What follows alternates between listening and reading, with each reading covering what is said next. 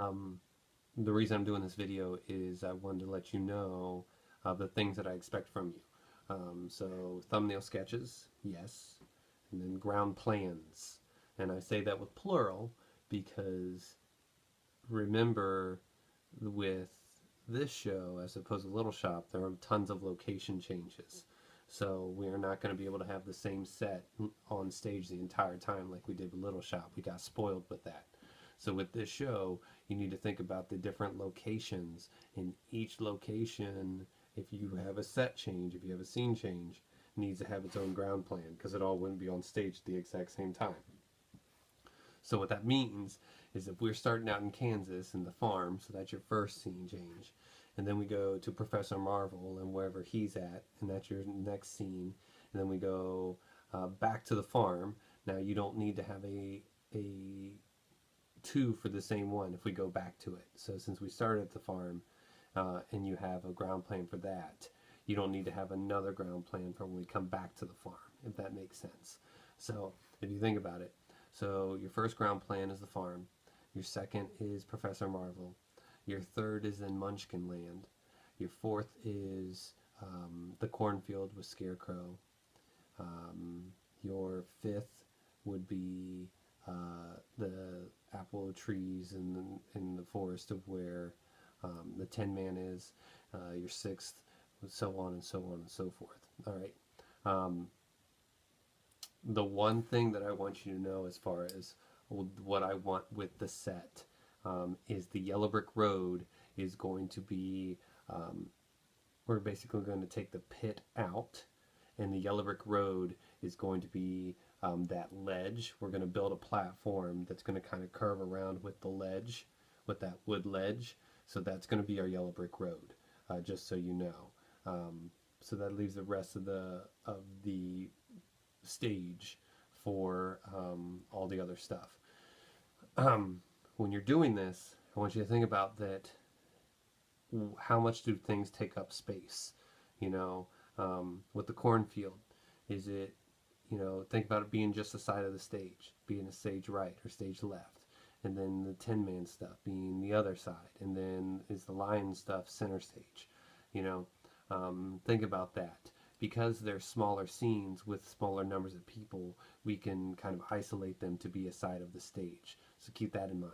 When we get into something that's like Munchkin Land, of course, that's more people. That's probably going to take up the whole stage. The same way when we get to Oz and Merry Old Land of Oz. So you really need to be thinking about this stuff. Are there things that are projected, that are projections, that aren't built things? I'm really challenging you this time, and when I come back on Thursday, so I'll be gone Monday, Tuesday, Wednesday. When I come back on Thursday, I better see a lot of progress because I'm going to have a lot of questions for you. Um, this is not like Little Shop to where you can just be like, okay, boom, some buildings and we're done. Um, there's really pay attention to the script for the tech things it talks about. Like you have the wizard. Is he being projected? How are we doing that? Are we building some contraption that looks like a big wizard's head? Um, how does the witch appear and disappear? Um, there's a lot of technical questions in there. Glinda, how does she come in and out? Um, that you really need to pay attention to. So, look at YouTube clips, whatever it is, but do your due diligence because this is a harder set than you think it is. All right. And I wanted to at least spend a couple of minutes on video telling you what I'm looking for and to watch out for the pitfalls so that you don't fall into them. Also, most of your design work for Little Shop was really good as far as your measurements and the cleanness of your ground plans. And I only expect them to be better. I don't expect them to drop off at all. So keep that in mind. Your ground plans need to be in 1/4 inch scale, or as that lady says in the video, 1/4 inch scale. Um, the ground plans are on the bookcases underneath the smartboard. You're probably going to have to make more copies. I think I made 40, but each of you are going to have multiple. So you're probably going to need to go down to the library and talk to Mr. Gay and have him make copies for you. You're probably going to need a ton, probably 40 to 50 more just to be on the safe side. So keep that in mind. I, uh, I am saying that these are due by the end of class on Thursday. If you can prove to me otherwise, I might give you more time, but if I come in and you have knocked down a lot of work, I am going to keep that hard deadline just to prove a point. All right?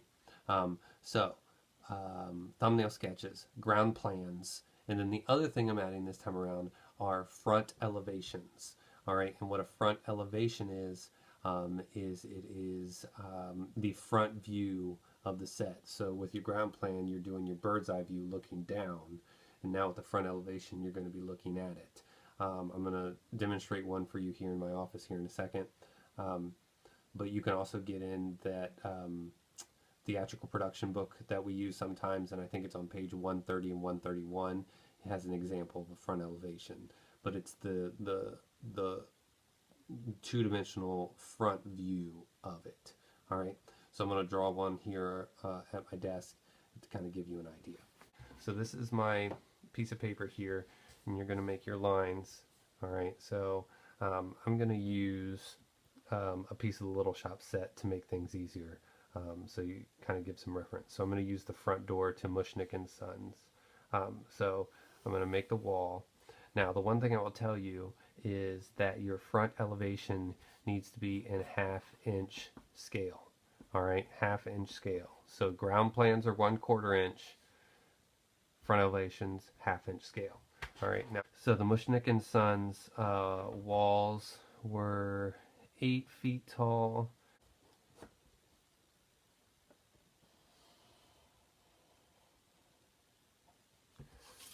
Okay, and I think that wall was roughly about 10 feet long or so. So 1, 2, 4, 5, 6, 7, 8, 9, 10. So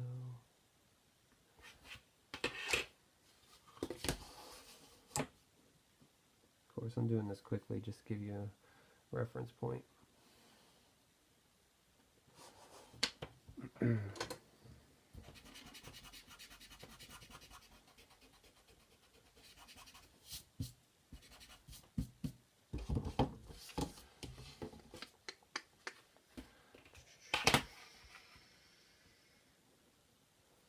One, 2, 3, 4, 5, 6, 7, 2, 4, 6. All right. This is probably a little jank, but it's fine. Demonstration purposes. All right. So this would be my wall. Okay. The wall was 8 feet tall, 10 feet wide. Okay. So then what you do is you would fill in the wall or whatever the thing is so it looks exactly the way it should. So there was a door that was roughly was like 9 inches or a foot or something like that. So I'll find that. Boom. And then the door was 2.5 feet long, or yeah, wide I should say. And then there was roughly about another foot or so before the window started, and it ended there. So trying to do all my measurements while I'm thinking about it. The door was about 6.5 feet tall. Actually, it's a little taller than that. All right.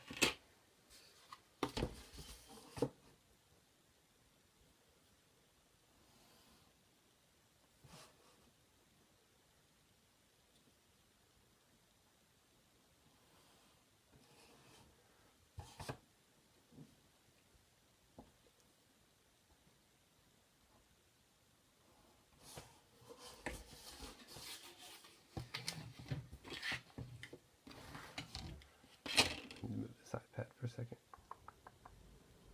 Finish my line.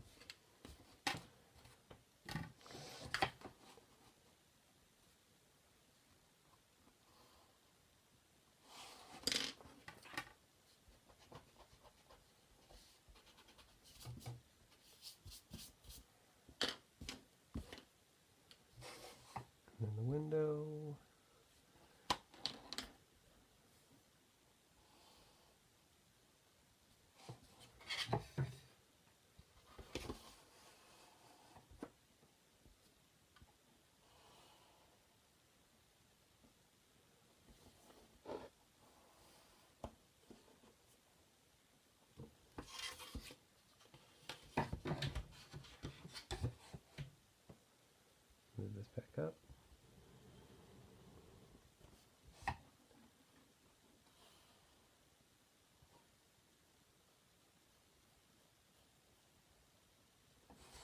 Okay, so, and then of course you would fill out all the things. So we had the chair rail going on. I'll move you up a little bit more for a second. So if I did that, say it was roughly here. So we had that chair rail, and then the door entered. We had the window and the door.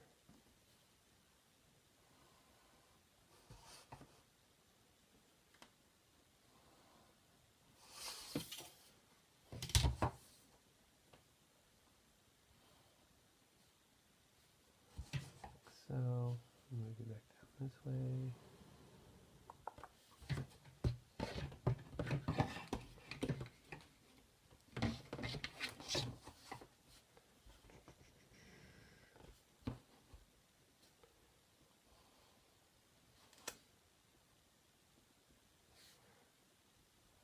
Doorknob.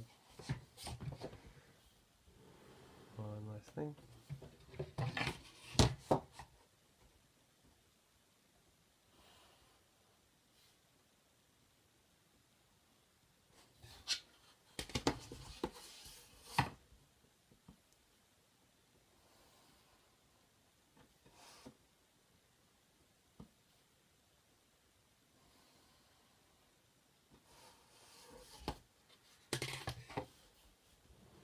Doing the trim around the door.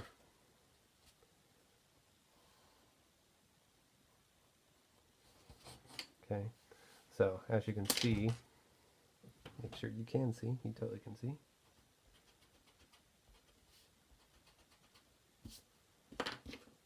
So this is what you would do. Okay, and then this is the window and all that stuff. And then the next thing you would do after you do all this is you would then color it all into the color scheme that you would want. So if I was going to be really epic about this, which I'm not, because I'm not going to go get colored pencils and all that stuff, but you know, I would shade this in with the brown color that the set was, and all the trim, like so.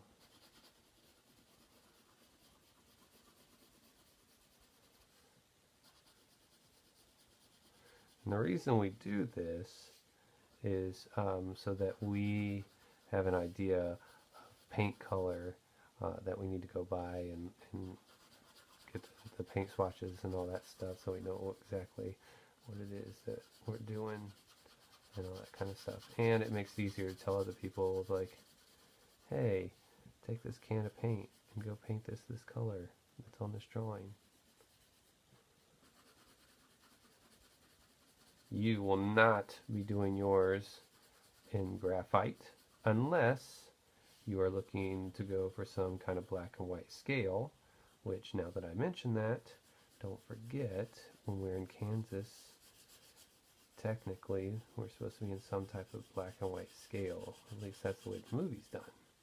That does not mean that we have to do it, but if you want to play around with that idea, you can. I have not decided at all. So, this is what you do. That would be my brown, and then I would have done that green, yellowy, buttery yellowy kind of color there. Boom, and that's what you're doing. As you can see, I did not do three-dimensional, so I didn't like do the inside of the window, because all it needs to be is a two-dimensional front view. That is a front elevation.